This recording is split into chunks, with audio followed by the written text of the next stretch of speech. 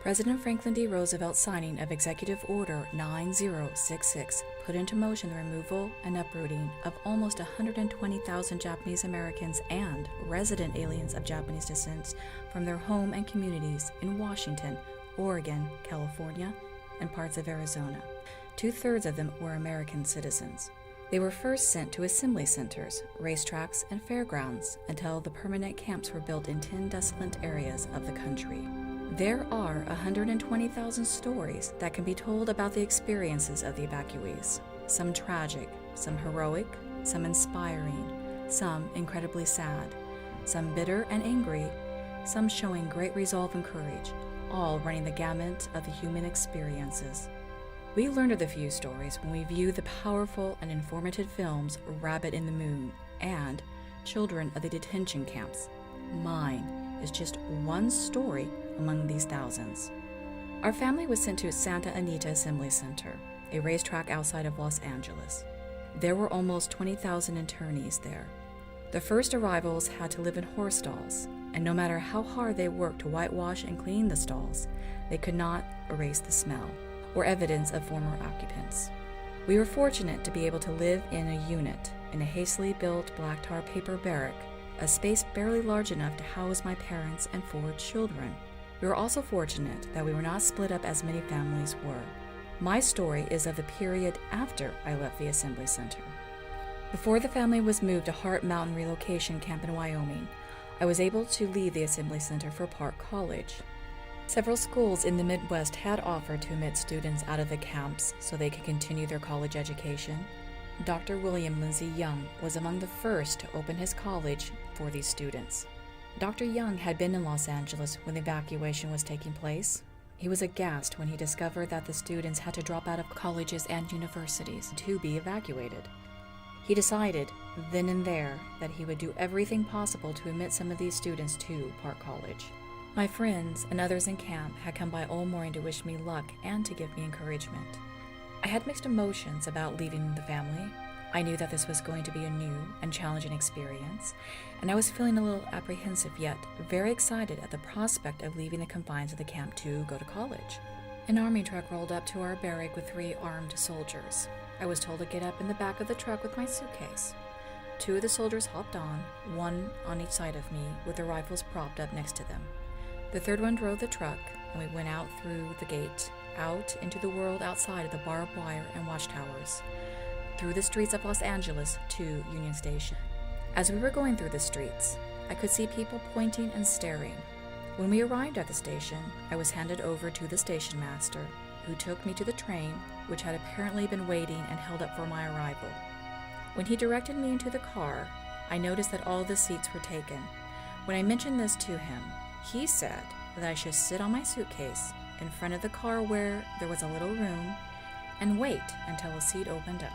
I think the passengers had been informed as to why the train was held up and that I was to be aboard. I could hear the whispers of Jap, Jap, and everyone watched as I walked through the car. The air was tinged with hate, and for the first time I realized the extent of how propaganda and war hysteria had fostered this negative feeling against us. I wondered if I had made a terrible mistake leaving the camp. Shortly after the train began to move, I saw the conductor enter the car. I was the first to be approached, and as I held up my ticket, he snatched it out of my hand and spit on me. There were gasps from some of the others on the car, but there was complete silence as he moved on. I was so stunned and shocked that when the spit began to trickle down my cheek, I couldn't even move my hand to wipe it away.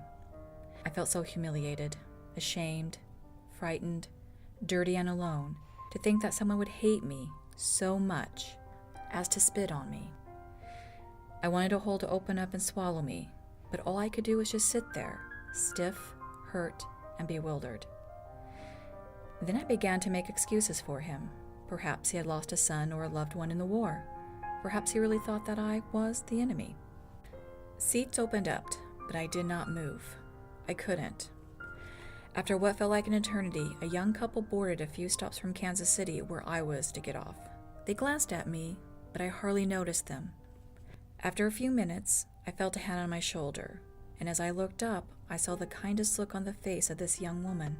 She said, Why don't you come and sit with us? There's room on the seat facing us. It was the first sign of kindness that I had experienced on the train, and it was like a gift from heaven.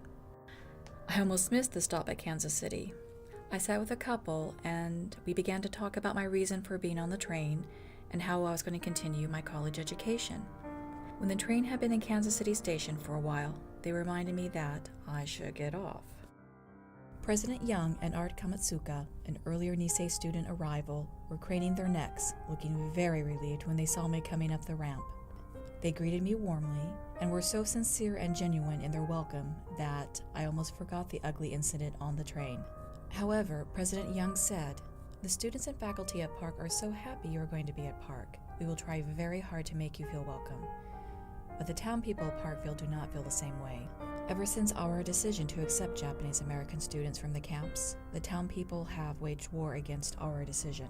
The newspapers are calling it the Park College Parkville War. Park has been steadfast in refusing to succumb to their threats. We believe that the evacuation was wrong and that your civil rights were denied, and as Americans, you are entitled to a college education. Promise me one thing: when and if you go into town, please have other students escort you. Some of the town peoples have made threats to lynch and harm if you go into town, but they will not harm you if you are with others.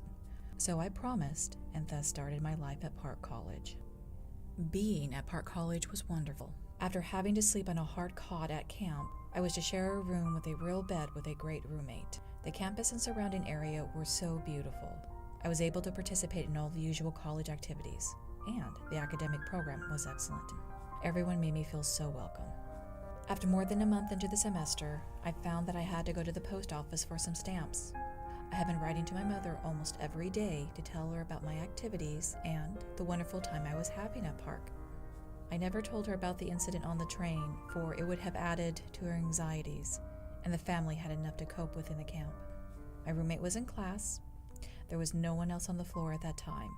Prior to this, I had always asked my roommate and several other dorm students to accompany me and to purchase items for me. Whenever I had to do this, I felt that there were still barriers and that I was not completely free. Without thinking of the consequences of my actions, I decided to go down to the post office without an escort. As I walked down and neared the bridge, I noticed two young men sitting on the bridge wall. They were looking up, and I knew they had seen me. My heart began to pound, and I thought of turning around, but my pride wouldn't let me. I didn't want them to know that I was afraid, but I was. I felt that I could hardly move my feet, but I kept on going, picturing myself with a noose around my neck and swinging from a tree limb. On the other hand, I thought, no, they wouldn't hurt me. I'll pass them, say hi, and walk on.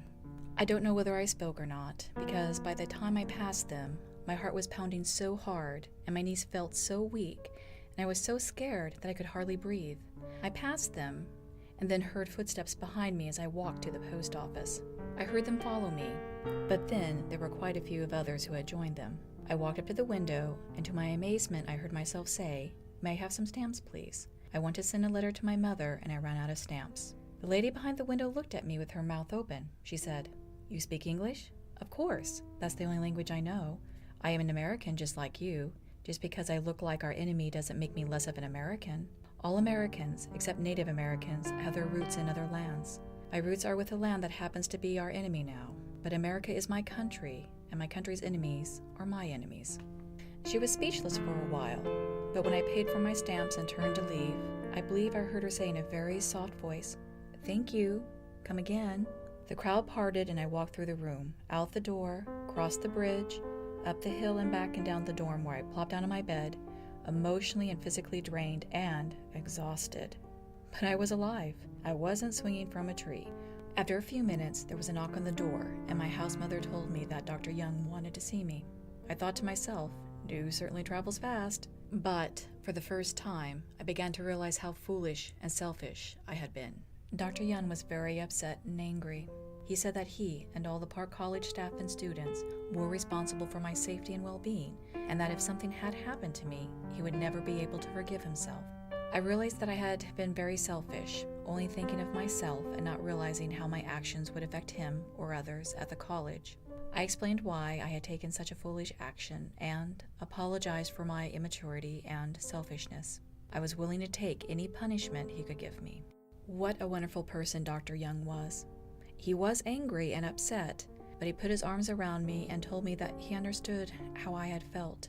He even said that if he had been in my shoes, he would have probably done the same thing. He was relieved and happy that I was unscathed, and he felt that perhaps some of the townspeople would be able to rethink their feelings towards us.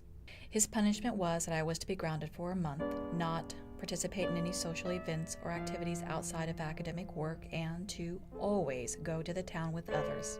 It really was very mild punishment for the anxiety I had caused him, and I was quite relieved and thankful. In fact, my grades for the month really improved since I had to concentrate on my studies. I will be forever grateful for Dr. Young and his courage and determination to accept the Nisei students from the camps, despite great opposition. His steadfast stand and his commitment to democratic principles allowed us to continue our education and helped us to achieve our dreams. My years at Park were some of the happiest and most rewarding years of my life.